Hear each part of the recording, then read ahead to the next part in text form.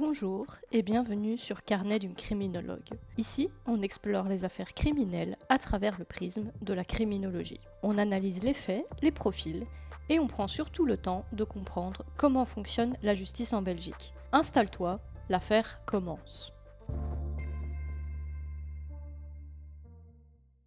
Marc Dutroux. Marc Dutroux.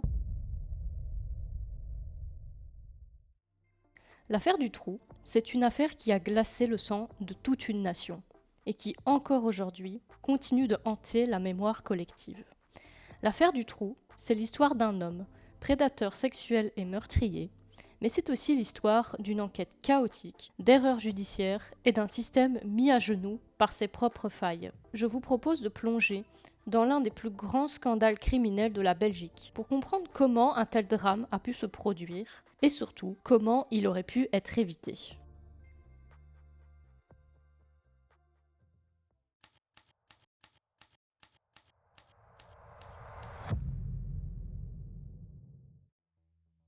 Entre 1983 et 1989, Marc Dutroux accumule les infractions, des séquestrations, des vols, du port d'armes.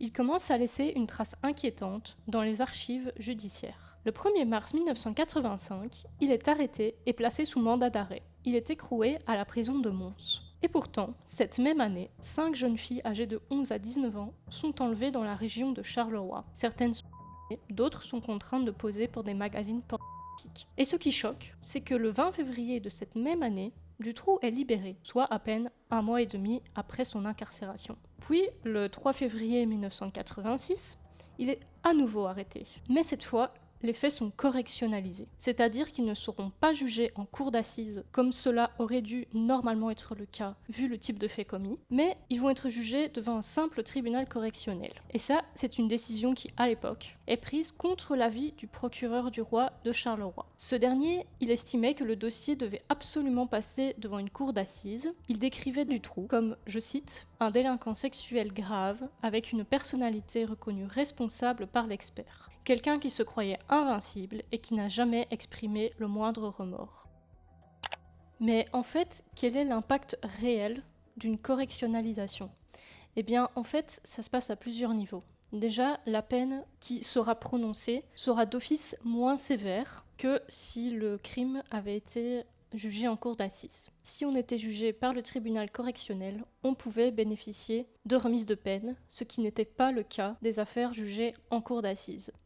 Il est important de préciser que quand une infraction est reconnue comme un crime, elle est normalement jugée en cour d'assises, et quand une infraction est reconnue comme un délit, elle est jugée dans un tribunal correctionnel. Et donc là, on a affaire à des crimes qui sont correctionnalisés. Donc ça peut aussi avoir un impact au niveau du sentiment d'impunité de l'auteur, qui peut se dire que les faits ne sont pas si graves que ça parce qu'ils ont pu être correctionnalisés et donc jugés moins sévèrement avec une procédure plus raccourcie. Mais maintenant, revenons-en à notre affaire. En détention, Dutroux s'estime innocent. Il écrit des dizaines de lettres aux juges et à ses avocats. Il se pose en victime injustement condamnée. Mais malgré sa défense, il est condamné le 24 juin 1988 à 10 ans de prison. Et le 26 avril 1989, la Cour d'appel de Mons revient sur le dossier. Cette fois, la peine est précisée. 10 ans, plus 3 ans, plus 6 mois, pour séquestration, agression d'une personne âgée et vol. Son épouse, Michèle Martin, écope de 5 ans. Et ce n'est pas fini. Entre 1989 et 1991, Marc Dutroux obtient 3 remises de peine, 6 mois à chaque fois. Ce genre de remise de peine n'existe plus à l'heure actuelle en Belgique.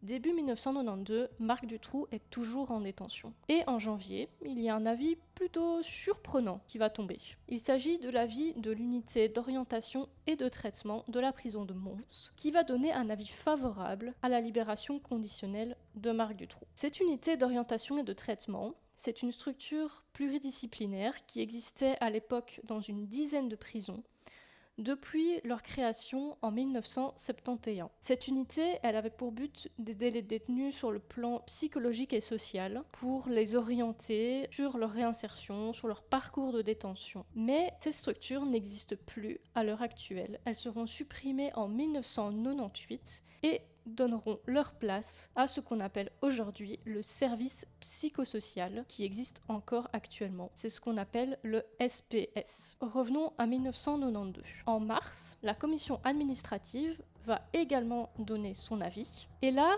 contrairement aux unités d'orientation et de traitement, l'avis va être négatif. Tout comme le procureur général de Mons, qui va également donner un avis négatif. La commission administrative, c'est également un service qui n'existe plus à l'heure actuelle dans les prisons. Mais à l'époque, cette commission gérait tout ce qui était budget, supervisait les ateliers, prononçait des sanctions disciplinaires et se prononçait notamment sur les demandes de grâce, de réduction de peine et de libération conditionnelle. Mais ces commissions administratives seront supprimées le 4 avril 2023 par arrêté royal. Et donc aujourd'hui, comme je l'ai déjà indiqué, elles n'existent plus. Non, revenons-en à notre affaire. Mais malgré ça, et ça c'est quand même assez surprenant, le 6 avril, le ministre de la Justice de l'époque va prendre la décision d'accorder la libération conditionnelle à Marc Dutroux. À ce moment-là, c'est le ministre qui décide seul d'octroyer ou pas la libération conditionnelle. Aujourd'hui, cette compétence, elle revient au tribunal d'application des peines. Ce tribunal est composé d'un président et de 2 assesseurs spécialisés, et ces 3 personnes, sur avis du procureur du roi et sur avis du directeur de la prison, vont décider ou pas d'octroyer notamment la libération conditionnelle. Ça, c'est pour les détenus condamnés à des peines de plus de 3 ans. Pour les peines de moins de 3 ans, c'est plus ou moins le même principe, sauf que ce sera un juge d'application des peines et non pas un tribunal avec 3 personnes qui décideront. Mais à l'époque, il fallait une seule signature, c'était celle du ministre. Et les conséquences de cette libération conditionnelle de Marc Dutroux ne tardent pas à se faire ressentir, parce que le 5 août, soit 4 mois après sa libération, Loubna Benaïssa va disparaître. Puis en novembre, Dutroux se rend dans une patinoire à Charleroi et il commet des attouchements. Et ce qu'il faut bien comprendre, c'est que ces faits ont lieu pendant sa période de libération conditionnelle. Donc pendant une libération conditionnelle, les personnes doivent respecter des conditions, dont notamment la condition de ne pas commettre de nouvelles infractions. Si ce n'est pas le cas, elles retournent en détention. Ici, ce n'est pas le cas. On a affaire à des faits graves qui aurait dû normalement entraîner une révocation, donc une annulation si vous voulez, de sa libération conditionnelle. Mais là encore, il n'y a aucune sanction qui n'est prise.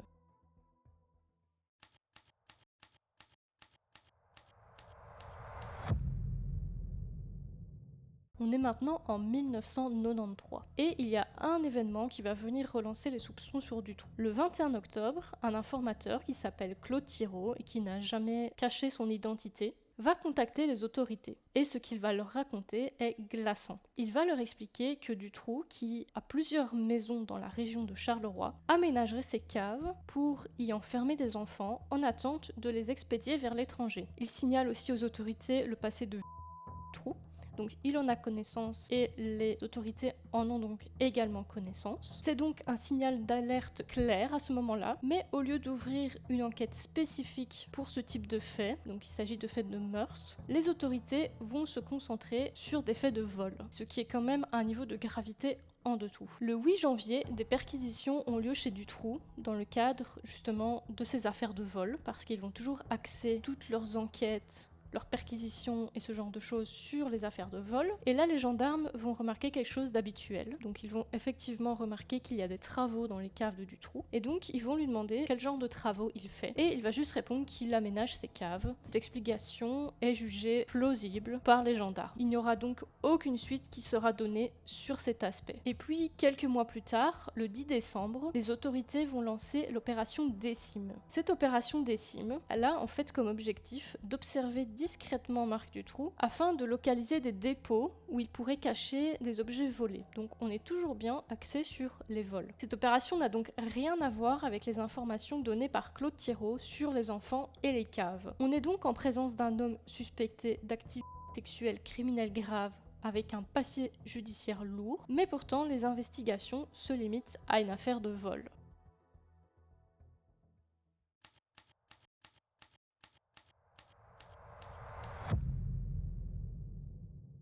En 1994, les choses continuent, mais en réalité, aucun progrès n'est perceptible. Le 16 février, l'opération Décime est officiellement clôturée. Et la raison donnée est simple, les observations se révèlent infructueuses. Autrement dit, rien n'a été trouvé, rien n'a été retenu, et cette opération de surveillance qui devait surveiller Marc Dutroux de près va donc s'arrêter là. Pour bien comprendre la suite de l'affaire, il faut d'abord que je vous explique ce qu'est le parquet. Donc le parquet, c'est le représentant de la société dans une affaire pénale. Donc ce parquet, quand un crime ou un délit est commis, c'est lui qui va décider s'il faut ouvrir une enquête ou pas, s'il faut poursuivre l'affaire en justice ou pas, et c'est lui aussi qui va décider d'interroger certaines personnes par rapport aux faits commis. Ce parquet, il est composé du procureur du roi, donc il y a un procureur du roi par arrondissement judiciaire, et au sein de ces arrondissements judiciaires, il y a plusieurs substituts du procureur du roi. Eux, ils ne vont pas juger, mais ils vont demander une condamnation. Ils proposent une peine lors du procès, et ce sera au juge de décider de la peine. C'est un peu comme un avocat, mais qui est lié à la société, qui va représenter la société et représenter l'intérêt général. Et c'est cette personne-là qui peut notamment correctionnaliser une affaire, donc ce dont on parlait juste avant. Alors, pourquoi je vous ai donné ces explications ? Parce que du 15 au 18 novembre 1994, Madame la substitut Favaro prend connaissance du dossier lié au vol. Donc on est toujours ici dans un cadre d'affaires de vol. Elle expliquera plus tard qu'elle n'a jamais eu d'autres éléments, jamais eu d'autres informations dans ce dossier. Elle n'aurait eu aucune information sur les caves, sur les enfants et sur les témoignages, notamment de l'informateur. Et donc là, on est 1 an après le signalement de Claude Thierault et il n'y a encore aucun lien qui a été fait avec des faits plus graves, notamment les faits qui se sont déroulés à la patinoire ou l'enlèvement de Loubna Benaïssa. Aucun lien n'a été fait à ce moment-là. Et ce qui est le plus glaçant, c'est qu'à ce moment-là, Dutroux, il peut continuer tranquillement d'aménager ses caves.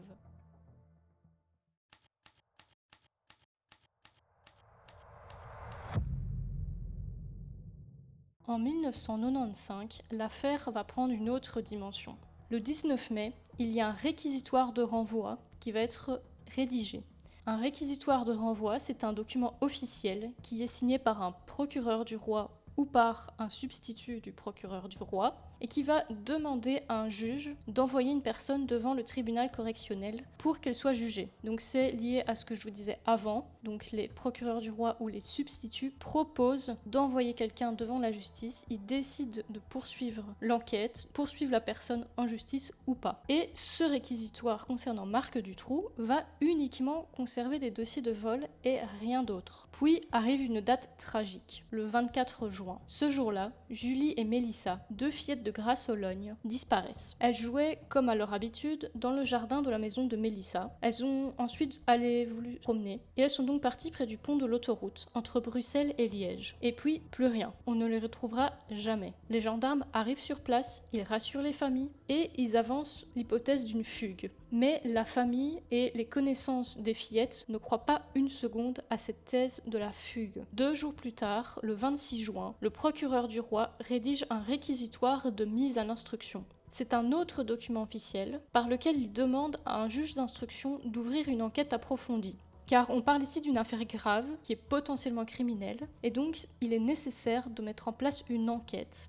Un juge d'instruction, c'est un magistrat qui va ni défendre la justice ni les familles, mais son rôle c'est d'enquêter de manière impartiale pour comprendre ce qu'il s'est passé, pour rassembler tous les faits qui ont été commis, pour interroger, pour faire des perquisitions et déterminer s'il faut renvoyer quelqu'un en justice. Donc le juge d'instruction va faire une enquête, va clôturer son enquête et quand il a terminé son enquête, on va pouvoir envoyer ou pas, du coup, en fonction des preuves qui ont été recueillies par le juge d'instruction, on va pouvoir envoyer la personne devant un tribunal ou devant une cour d'assises. Dans cette affaire, le juge d'instruction, c'est Martine Doutreuil. qui est désigné. Mais sur le terrain, c'est plus compliqué que ça, parce que le 5 juillet, c'est le commissaire Lamoque de la police judiciaire qui est désigné comme chef d'enquête. Sauf que, dans les faits, ce sont les gendarmes qui mènent l'enquête. Donc vous avez une juge d'instruction, un membre de la police judiciaire qui est désigné comme chef d'enquête, mais il va sous-traiter entre guillemets l'enquête à la gendarmerie. Et entre la gendarmerie et la police judiciaire, à l'époque, il y a des rivalités qui sont bien réelles et qui malheureusement vont mener à un constat très triste dans la suite de cette affaire.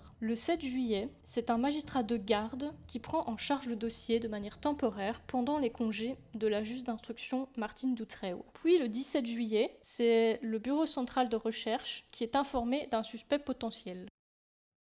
Ce qu'on peut déjà noter à ce moment-là, c'est qu'il y a plusieurs dysfonctionnements. D'abord, les gendarmes sont assez dispersés. Le parquet ne va pas venir sur le lieu des faits, la police judiciaire non plus. Les parents, ce sont eux qui vont organiser les premières battues en l'absence de réponse de la gendarmerie à ce niveau-là. Et ils ont l'impression, ces familles, que l'importance de la situation n'est pas prise en compte. Ils ont l'impression que les gendarmes cherchent des corps et des coupables, tandis que les familles, elles, cherchent les petites fillettes vivantes. C'est donc l'incompréhension totale. En plus de ça, on remarque des rivalités policières entre la gendarmerie, la police, la brigade spéciale de recherche et le parquet. Personne ne va communiquer. En plus de cela, la juge qui traitait le dossier n'a jamais voulu communiquer d'informations aux parents des victimes. Un jour, sous la pression de ces familles de victimes, elle va finir par craquer et le recevoir. Mais ce qu'elle va leur expliquer ne va pas les convaincre parce qu'elle va leur dire que le dossier contient une lettre anonyme qui décrit les circonstances des décès des 2 fillettes. Mais on sait aujourd'hui que ce document et ce témoignage n'ont jamais existé. Et la juge n'a jamais rien voulu communiquer d'autre. Les parents sont persuadés que leurs filles sont vivantes, maintenues enfermées contre leur gré et aux mains d'un réseau pédophile. Face à ça, les enquêteurs reprochent aux familles de trop parler aux journalistes, justifiant ainsi qu'ils ne donnent pas d'informations aux familles, et donc on a ici affaire à un cercle vicieux. Durant toute l'enquête, des réunions hebdomadaires ont lieu chez la juge d'instruction Martine Dutreuil. Mais la méthode d'enquête va quand même interpeller parce qu'ils vont s'échanger des informations uniquement de manière verbale. Martine Dutreuil justifiera cela par le fait de ne pas encombrer et gonfler inutilement le dossier, et donc il n'y a aucun PV qui va être réalisé lorsque les recherches s'avèrent négatives. Le 4 août 1995, l'informateur va confirmer les propos qui ont été renseignés en 1993, car cela a été demandé donc de confirmer cette information. Le maréchal des logis de la BSR de Charleroi va envoyer un fax à la brigade de Grasse-Sologne en indiquant « Dutroux est un vrai truand, n'ayant pas froid aux yeux ». Et dont il faut se méfier. Ils avaient donc à ce moment-là un suspect, mais on verra par la suite qu'il a fallu énormément de temps pour arriver à l'arrêter. Le 9 août 1995, la BSR va se réunir avec des représentants de la gendarmerie pour rassembler toutes les informations qu'ils possèdent sur Dutroux. Ils ont notamment convenu que l'enquête reviendra à la brigade de Charleroi et que celle-ci devait réentendre tous les informateurs afin d'avoir toutes les informations. Le 10 août, il y a un informateur qui va expliquer que Dutroux lui aurait proposé de participer à des rapts d'enfants. Il va aussi expliquer que Dutroux côtoie une personne qui utilise une Ford Fiesta bleue et il va terminer en disant qu'il quitte régulièrement son domicile entre 2h et 4h du matin. Toutes ces informations sont quand même essentielles. On parle ici de rapt d'enfants. Ça aurait pu aussi faire un lien avec les enlèvements qui ont eu lieu. On parle d'une Ford Fiesta bleue. Or, il y a eu un témoignage indiquant que les petites filles étaient montées dans une Ford Fiesta bleue, ce qui aurait pu également attirer l'attention. Et concernant l'information selon laquelle Dutroux sortirait entre 2h et 4h du matin, elle ne sera pas vraiment exploitée, cette information. Donc il y a à ce stade-ci aucun rapprochement qui n'est fait. Pourtant, un autre informateur, celui dont on a déjà parlé, Claude Thiraud, va confirmer cette déclaration de 1993 et il n'y a à ce moment-là, encore une fois, aucun PV qui est dressé. Le 23 août 1995 est une autre date clé dans cette affaire. Il s'agit du jour de l'enlèvement de Anne Marshall et Effieux Lambrechts. Anne et Effieux, contrairement à Julie et Mélissa, sont majeures au moment des faits. À cette époque, elles louaient un bungalow à la côte avec des amis. Elles décident alors d'aller voir un spectacle au casino de Middelkerk et d'ensuite rentrer en tram vers minuit. Mais elles ne rentreront jamais au bungalow. Le lendemain, le père de Anne va prévenir la police locale, mais il ne sera pas vraiment pris au sérieux parce que le policier refusera d'enregistrer la plainte. Selon ce policier, les jeunes filles ont simplement passé la nuit avec un garçon et vont rentrer. Mais la famille refuse de croire à cette thèse. Le 24 août, la BSR va diffuser un avis de recherche non urgent concernant Marc Dutroux. Il justifie le fait que cet avis de recherche est non urgent par le fait que seules des informations venant d'informateurs pesaient sur lui et rien d'autre. Donc, en gros, selon la BSR, les informations des informateurs n'étaient pas assez fiables que pour délivrer un avis de recherche urgent concernant Marc Dutroux. Le 25 août, soit le lendemain, c'est le début de l'opération Othello. Cette opération est signée par la gendarmerie de Charleroi. Il s'agit d'une mise en observation effectuée par le groupe POSA. Donc le groupe POSA, c'est le peloton d'observation, de soutien et d'arrestation. Le document signé indique: depuis 1993, et ce à plusieurs reprises, des rumeurs persistantes font état que Dutroux aménage les caves de ses différentes maisons pour y loger des enfants en attente d'être expédiés à l'étranger. On peut aussi y lire: il appert que certaines rumeurs persistantes font état du comportement suspect d'un habitant résidant sur le ressort du district de Charleroi. Ces rumeurs sont amplifiées depuis la disparition des deux jeunes filles, Julie et Mélissa. Mais en pratique, cette opération sera complètement statique. Les gendarmes vont juste se positionner devant les maisons de Dutroux et vont attendre. Alors que, je vous le rappelle, un informateur avait prévenu la police que Dutroux sortait régulièrement entre 2h et 4h du matin, mais cela n'empêchera pas la gendarmerie de ne pas faire d'observation 24h sur 24. Ils ne seront pas là entre 2h et 4h du matin en général. Certaines vérifications, telles que des voitures qui auraient pu être utilisées par Dutroux, n'ont pas été faites. Et encore une fois, aucun PV ne va être rédigé. Ce n'est que fin août 1995 que la juge d'instruction d'Outreau aurait été informée de l'existence du suspect Dutroux. Du moins, c'est ce qu'elle a toujours déclaré. Elle indique qu'avant cette date, elle n'avait pas connaissance de cette information. Elle déclare aussi que le contexte a fait que cette information a été jugée peu importante, voire même anecdotique, pour reprendre ses mots. Le 4 septembre, un nouveau témoignage va apparaître. Ce nouveau témoignage sera écrit dans une lettre anonyme. Cette lettre anonyme indiquera que Dutroux séquestrerait et trafiquerait des jeunes filles. Et on saura ensuite que cette lettre a en réalité été écrite par la mère de Dutroux sous son nom de jeune fille. Il s'agissait donc d'un indice assez important, surtout venant d'une personne aussi proche de Dutroux, mais cela ne sera pas pris en compte, en tout cas pas directement. Le 24 octobre, il y a une rencontre, on va dire, soi-disant fortuite, entre le maréchal des logis-chefs de la gendarmerie de Charleroi et madame la substitute Troc. La substitute Troc est une substitut du procureur du roi de Charleroi en charge des affaires de maltraitance à l'égard des enfants. C'est pour ça que cette rencontre est soi-disant fortuite, mais on peut quand même en douter quand on sait qu'elle s'occupe des affaires de maltraitance à l'égard des enfants. Le maréchal des logis-chefs de la gendarmerie de Charleroi va expliquer à la substitut l'opération Othello et en quoi elle consiste, et va préciser que Dutroux est soupçonné. En cet automne 1995, les enquêteurs tiennent donc déjà dans leurs mains des indices déterminants, mais qu'ils choisiront de négliger. Les familles, elles, espèrent toujours. La suite montrera à quel point ces erreurs vont coûter cher.